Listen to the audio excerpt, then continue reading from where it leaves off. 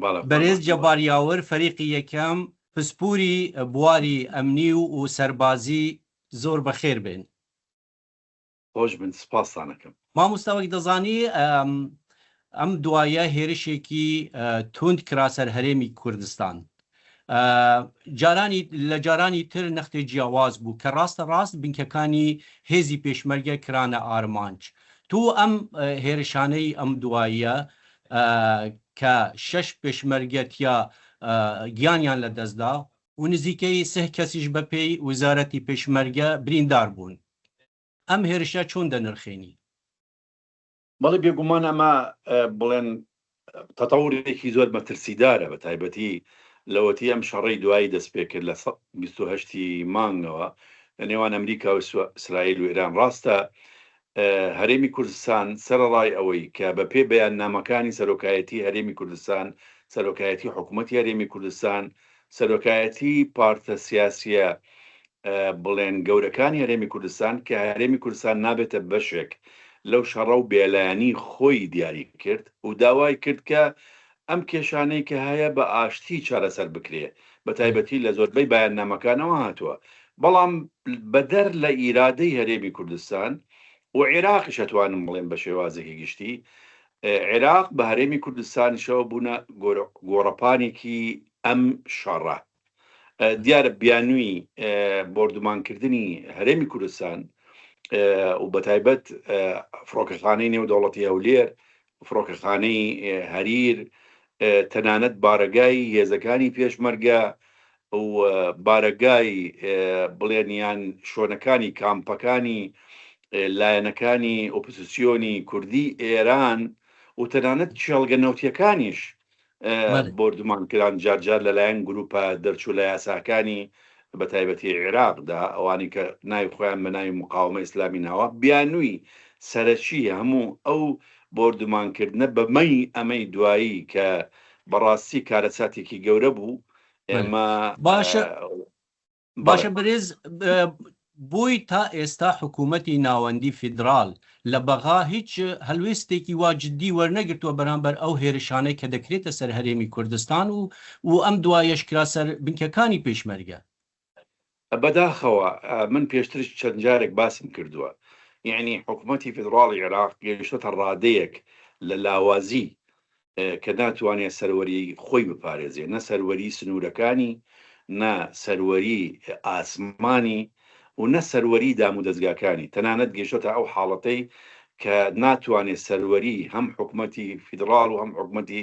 هەرێم بپارێزێ بەرامبەر ئەو هەموو بۆردومانەی کە ئەکرێ دەو ناوچانە و ئەو هەموو زەرەر زیانە کە هەم لە دام و دەستگای حکومی و مەدەنی دەکەوێ و هەم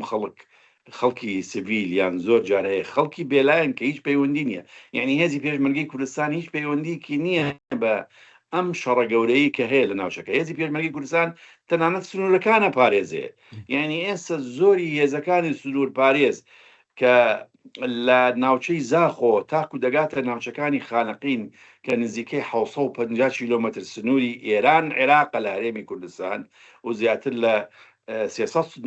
300 کیلۆمەتر سنووری تورکیایە. زۆربەی هێزی پاسەوانی سنوورەکان کە سەر بە حکوومەتی عێراقیشن هەمویان کوردن، خەڵکی هەرێمی کوردستانن و سنوورەکانە پارێزن بۆ ئەوەی هەرێمی کوردستان نەبێتە بەشێک لەو شەڕە و ڕێگری بکە کە لە ناو هەرێمی کوردستان و پەلاماری ئەو وڵاتانە بدرێ، بە تایبەتی ئێران کە ئێمە پەیوەندیکی زۆر باشە بۆ لە نێوان هەرێمی کوردستان و ئێران. بەڵام بەداخەوە یعنی سەرەڕای ئەمانە هەمووی ئەبینین، یعنی ئەم بۆردومانکردنە بە بەردەوامی لە یەکەمی ڕۆژ دەست پێکردین شەڕەوە کوردستان بۆتە مەیدانێکی بۆردومانکردن لە دوو لاوە، هەم لەلایەن جمهوری ئیسلامی ئێرانەوە، هەم لەلایەن گروپەکانی دەرچوو لە یاسا کە بە ناوی مقاومەی ئیسلامی دێن بۆردومانی ئەو ناوچانەکەن کە وەکو باسم کرد زۆر بەداخەوە ئێمە سەرخۆشی لە کەسوکاری ئەو پێشمەرگە شەهیدانی ئەمڕۆ ئەکەین و سەرخۆشی لە هەموو گەلی کوردستان و هێزی پێشمەرگەی کوردستانەکەین و مێ دەخوازین ئەو 30 بریندارش برینەکانیان ساڕژ بێتەوە. جمهوری ئیسلامی ئێران و هەم بیانووی ئەو گروپانەی دەرچوو لە یاسا ئەوەیە کە بوونی هێزەکانی هاوپەیمانان لە هەرێمی کوردستان. بەڵام تەنانەت بوونی هێزەکانی هاوپەیمانانی لە هەرێمی کوردستان و بوونی هێزەکانی ئەمریکا بە پێ ڕێککەوتنە نێوانی ئەمریکا و حکوومەتی فدراڵی عێراق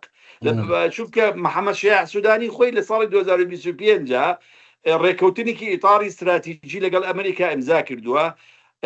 کاتی داناوە بۆ کشانەوەی هێزەکانی هاوپەیمانان لە عێراق ئەڵێ تا کۆتایی 2025 هەموو هێزەکانیان لە ناوەڕاست و خوار و عێراق کۆتایی بە ئەرکیان دێ بەڵام لە هەرێمی کوردستان تا کۆتایی 26 ئەمێنن یعنی ئەو ڕێککەوتنە هەرێمی کوردستان نەیکردووە لەگەڵ ئەمریکا و لەگەڵ وڵاتانی هاوپەیمان بەڵکو حکوومەتی فدراڵی عێراق خودی خۆی ئەو ڕێککەوتنێ کردو ئەو هێزانەی کە لە هەرێمی کوردستانن ئەو بنکە و بارەگایانەی هێزەکانی هاوپەیمانان بە ڕەزامەندی و بە پێ ڕێککەوتن لە نێوانی عێراق و ئەو وڵاتانەیە مامۆستاوەک چاودێرێک لە هەرێمەکە وەک چاودێرێکی هەم سەربازی و هەم ئەمنی دوای ئەم هێرشانە ئەگەر بەم شێوەیە بەردەوام بکاتن چارەنووسی هێزەکانی ئەمریکی و شاندە دیپلۆماسیەکان چی دەبێت لە هەرێمی کوردستان دیارە زۆربەی بەپێی ئەو هەواڵانەی کە لە بەغاوە دێت ئەوەیە کە زۆربەی ئەو بنکە و بارەگانەی هێزەکانی هاوپەیمانن و ئەمریکا ناوچەکانی خۆیان بەجێڵن چۆڵیەکەن ئەمڕۆ دوایمین هەواڵ کە بڵاو کرایەوە لە بەغاوە کە بنکەی ڤیکتۆریا یعنی ئەو سەربازگەی ڤیکتۆریا کە لە بەغا بوو ئەمڕۆ وردە بڵێن ئەو بنکە چۆڵە کرێ و بە فڕۆکەی تایبەت گوازرێنەوە بۆ دەرەوەی عێراق و ئەو ئامێرانی خۆیان ینی ئەشکێنن یان ئیسوتێنن یان تێکیە دەنیانی ئەوانەی کە لاجێ جگەل لەوەش بە هەمان شێوازە بینین نێردەی دیپلۆماسیەکان بە تایبەتی هی ئەمریکا زۆر کەم کراوەتەوە هیچ ئەرکێک جێبەجێ ناکەن لە عێراق چونکە سەفارەتی ئەمریکی بە بەردەوامی بڵێن ئەکەوتە بەر هێرش و ئامانجی ئەو گروپانە جگەل لەوەش بۆ زانین نێردەیەکی ناتۆ هەبوو لە عێراق بە پێ ڕێککەوتنی عێراق وەکو وڵاتێکی سەدیق یعنی وڵاتێکی برادەر لەگەڵ چونکە عێراق ئەندامێکی ناتۆ نییە بەڵام بڵێن ڕێککەوتنێکەیە یاداشێکی لێ تێگەیشتن لە نێوانی عێراق هەیە لەگەڵ وڵاتانی ناتۆ تیمێکی ناتۆ لە بەغا بۆ چەند ساڵێک ئەرکی